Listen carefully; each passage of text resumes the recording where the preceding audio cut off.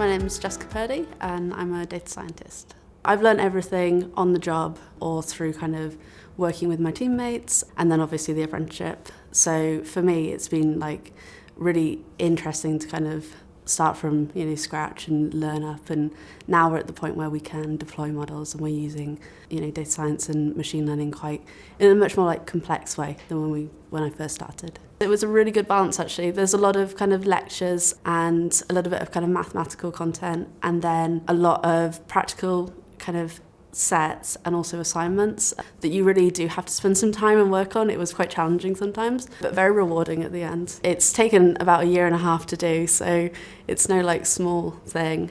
And I think it's going to really help me in my career as a data scientist. I think it's just going to give me more confidence and make me kind of advocate for myself more and for my technical skills more.